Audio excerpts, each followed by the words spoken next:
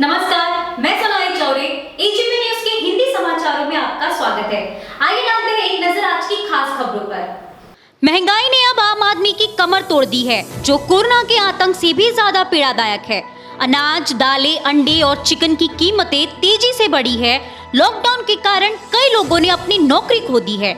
अब सवाल यह है कि क्या महंगाई आम आदमी को जीवित रहने देगी।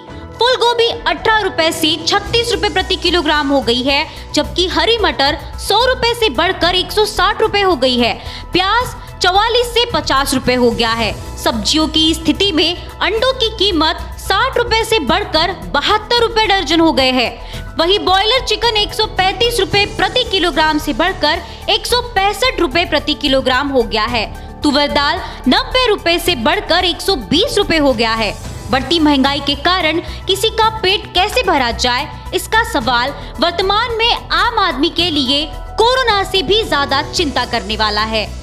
सूचना के आधार पर डीएससी कार्यालय नागपुर तथा कपिल नगर नागपुर के पुलिस कर्मियों की मदद से मॉडर्न ट्रेडर्स टेका नाका कामटी रोड नागपुर में रेड की गई।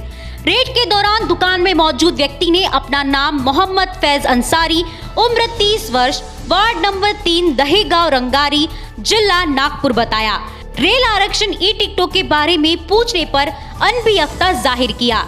बाद में उक्त पर्सनल यूजर आईडी से प्रबल एपीपी से जानकारी प्राप्त करने पर 5 पर्सनल आईडी से कुल 156 नग पुराने ई टिकट, जिनका मूल्य 1,46,845 पाया गया। उप निरीक्षक मनोज धायगुड़े द्वारा कुल 1,40,845 तथा एक नग कंप्यूटर सेट, मोबाइल मॉडेम कीमत 41,500 को जब्ती पंचनामा के तहत जब्त किया गया। उपरोक्त कार्यवाही श्रीमान मंडल सुरक्षा आयुक्त आरपीएफ नागपुर श्री आशुतोष पांडे महोदय के मार्गदर्शन एवं निर्देशन में की गई है। विजय गोपाल के मंडल अधिकारी को मिली जानकारी के अनुसार वर्धा नदी के कंडे गांव में नदी के बेसिन से बड़ी मात्रा में अवैध रेत निकाली जाने की खबर मिली। गांव ठाण के बंजर भूमि पर 3 स्थानों पर लगभग 1,40,000 रुपए मूल्य के 30 रेत के स्टॉक व एक टिप्पर जब्त किया है।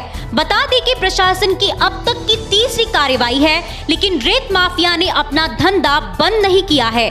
उपरोक्त कार्यवाही तहसीलदार राठौर तलवाड़ी के मार्गदर्शन में की गई है। रेती गाठीवरची पाहणी करता गेलो असता सोबत मंडळ अधिकारी, तलाठी आणि साजाची मंडळातील सगळे कोतवाल आम्ही गेलो आणि तिथे आम्हाला 6 तराफे एका ठिकाणी दिसून आले आणि 5 तराफे एका दिसून आले। 6 तराफे आम्हाला काढता आले। 6 तराफे आम्ही त्याच दिवशी जेसीबीद्वारे फोडले, जागेवर फोडून नष्ट करून टाकले।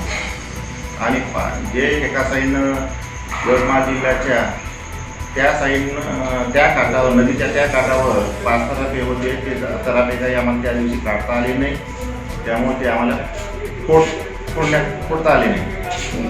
दुसऱ्या दिवशी ते तराफे आपल्या साईडनं आल्यानंतर आम्ही पुन्हा दुसऱ्या दिवशी ती कारवाई केली मंडळ अधिकाऱ्यांनी, व त्या दिवशी पुन्हा ते तराफे नष्ट करण्यात आले। कोरोना महामारी के इस दौर में आशा वर्कर गुड प्रवर्तकों की भूमिका अहम है। जोखिम उठाकर सर्वेक्षण से लेकर अन्य कामों की जिम्मेदारी उन पर है, किंतु उन्हें सुरक्षा की दृष्टि से घोषित की गई सुविधा व अन्य मानधन से वंचित रहना पड़ रहा है। वे अपनी जान जोखिम में डालकर प्रत्येक घरों तक पहुंचने का काम कर रही है। बुखार, सर्दी, खांसी होने वाले मरीजों का समुपदेशन किया जाता है। ऐसी स्थिति में उनके स्वास्थ्य भी खतरे में रहते हैं। मनपा से उन्हें अतिरिक्त 1,000 रुपए और हेल्थ वर्कर को 1,500 रुपए देने की घोषणा की गई थी, किंतु अब तक उन्हें इस मानधन से वंचित रखा गया है। नागपुर महानगर पालिका में जितने लोगों ने कोविड के काल में अच्छा काम किया, उन सबके प्रति हमारी भावना अच्छी है और हम सब लोग चाहते हैं कि उन्हें अतिरिक्त मानधन मिले। इस संदर्भ में माननीय महापौर जी ने 15 अगस्त के उनके भाषण में आशा वर्करों को अतिरिक्त मानधन मिलना चाहिए, इसकी घोषणा भी की थी। उसके पश्चात आशा वर्कर का एक निवेदन मुझे भी प्राप्त हुआ। उन्हें मैंने भी तब वचन दिया था कि निश्चित आपके काम के प्रति हम सब लोग सहमत हैं और आपको अतिरिक्त मानधन देने के लिए हम लोग कटिबद्ध हैं। लेकिन प्रशासन की ओर से प्रस्ताव आने में जिस प्रकार से समय लगाया गया, उस वजह से ये प्रस्ताव आज स्थायी समिति के पटल पे आया है और स्थायी समिति के पटल पे आने के तुरंत बाद हम लोगों ने इसको अनुमति प्रदान की है। इसमें जो आशा वर्कर है उन्हें 1000 रुपये प्रति महीना अतिरिक्त मानधन और जो बाकी अतिरिक्त हेल्थ वर्कर है उन्हें 1500 रुपये अतिरिक्त मानधन। देपालपुर क्षेत्र के मुंडला कमला में हुई हत्या के बाद पुलिस ने गुप्ती सुलझा ली। बीते बुधवार को शाहिद अली पिता मोहम्मद अली उम्र 30 साल की हत्या हो गई थी। इंदौर पश्चिम एसपी महेश चंद्र जैन ने बताया कि देपालपुर क्षेत्र के बनेड़िया गांव के रहने वाले राहुल और विपुल ने शराब के नशे में शाहिद की हत्या की। इनका काफी समय से विवाद भी चल रहा था। घटना के दिनांक वाले दिन भी रोजाना की तरह शाहिद टहलने के लिए निकला था। तभी अचानक राहुल और विपुल मोटरसाइकिल से पहुंचे और शाहिद को गाली गलौज देने लगे। बदले में शाहिद ने भी गाली गलौज दी। दोनों में पहले थप्पड़ मुक्की हुई, जिसके बाद उन्होंने शाहिद के सिर पर डंडा मार दिया, जिससे उसकी मृत्यु हो गई थी।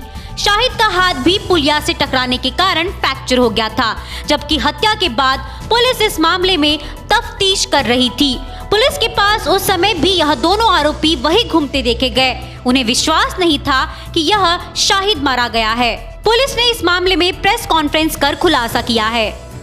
मृतक की लाश का मुआयना करने पर उसके कान के पास सिर में चोट थी, पास ही एक डंडा पड़ा हुआ था, कुछ खून के निशान थे। प्रथम दृष्टया स्पष्ट हो रहा था कि मृतक के साथ मारपीट की गई है, जिसके कारण उसकी हत्या हुई। लाश के पंचायत दावा के पश्चात थाना प्रभारी ने मृतक की पहचान के लिए आसपास के लोगों को तलब किया और मृतक की पहचान ग्राम मुंडला निवासी शाहिद अली के रूप में